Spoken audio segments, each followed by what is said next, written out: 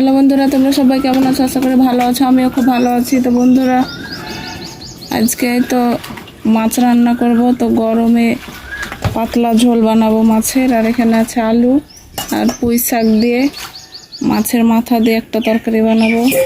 তো কিভাবে বানাই তোমরা দেখতে থাকো। তো প্রথমে তেল দিয়ে দেব, মাছের লবণ হলুদ মাখিয়ে নেব। লবণ দিয়ে দিলাম, হলুদ,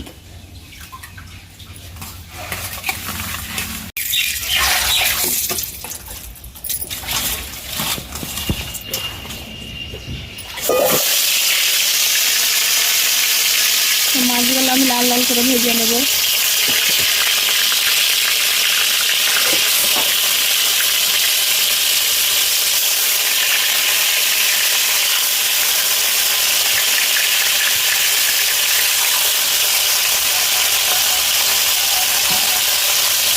বন্ধুরা, তো প্রথম করে মাছগুলো ভাজা হয়েছে, আর একবার দিয়েছি, ওটাও ভাজা হয়েছে, তুলে নেব।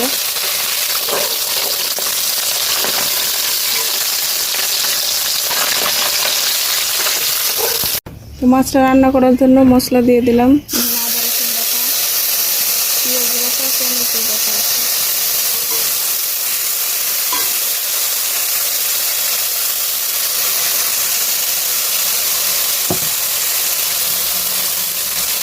লবণ,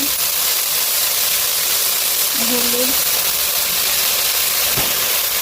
জিরে ধনের গুঁড়ো, ভালোভাবে মশলাটা কষিয়ে নেব।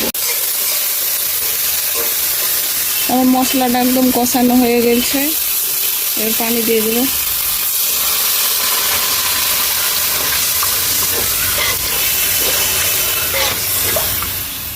এবার মাছগুলো দিয়ে দেবো।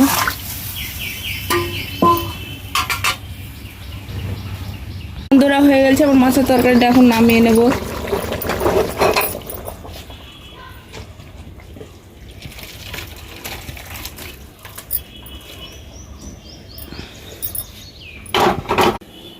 এখন আমি মাছের মাথা দিয়ে আলু দিয়ে পুঁই শাক দিয়ে যে তরকারিটা রান্না করব, তার জন্য তেল দিয়ে দিলাম। মাছের মাথাটা ভেজে নেব।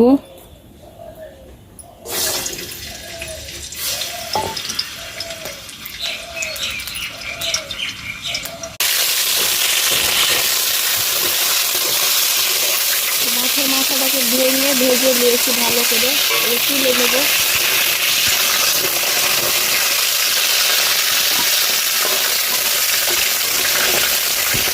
আলুগুলো দিয়ে দেবো, আলুগুলো ভেজে নেব। লবণ, হলুদ, আদা রসুন বাটা, শুকনো লঙ্কার গুঁড়ো,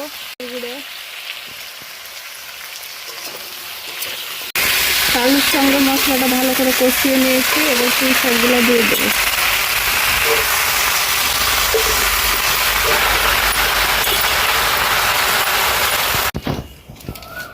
মাছের মাথাটা দিয়ে দেবো।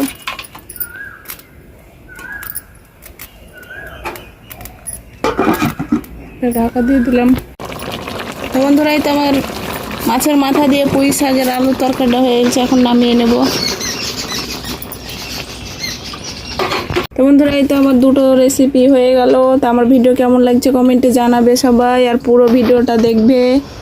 তো আজকে আমি তো ভিডিওটা এখানে শেষ করছি। সবাই ভালো থেকো, সুস্থ থেকো, আবার দেখা হবে অন্য ভিডিওতে।